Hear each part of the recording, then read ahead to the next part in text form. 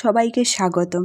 আজকে স্পেশাল বিরিয়ানি বানানোর জন্য প্রথমে আমি ভালো মানের লেগ পিসের মতো কতগুলো মাংসের খণ্ড নিয়ে নিয়েছি। এরপর দই, লাল লঙ্কার গুঁড়ো, জিরে গুঁড়ো, রসুন বাটা এবং আদা বাটা এবং ভাজা পেঁয়াজ সব কিছু দিয়ে মাংসটাকে ভালো করে মেখে নিয়ে কিছুক্ষণের জন্য রেখে দিলাম।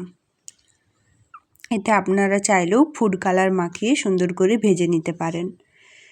এরপর মাংসটাকে আমি রান্না করে নিলাম। এরপর তার উপর থেকে আমি কেওড়া জল একটু ছড়িয়ে দিলাম, তাতে একটু সুন্দর ফ্লেভার আসে।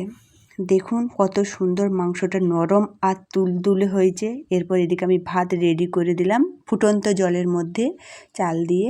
দেখুন এরপর হাঁড়ির মধ্যে একটু ঘি দিয়ে তারপর আমি মাংসের খণ্ডগুলোকে সব দিয়ে দিলাম, আলুগুলো এতে দিয়ে দিলাম।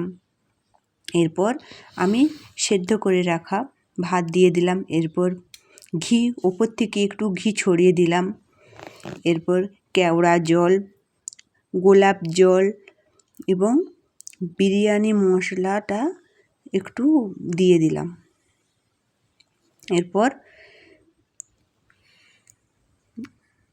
দিয়ে ভালো করে পেঁয়াজ ভাজা উপর থেকে ছড়িয়ে দিলাম। এবারে কিছুক্ষণের জন্য 10-15 মিনিট আমি প্লেট দিয়ে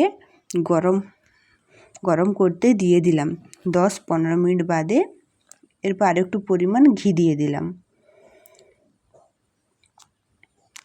দেখুন কতটা সুন্দর হয়েছে। কার কার বিরিয়ানি পছন্দ প্লিজ কমেন্টে জানাবেন। দেখুন এরপর হাঁড়িটাকে বন্ধ করে আরেকটু কালার দিয়ে দিলাম। এরপর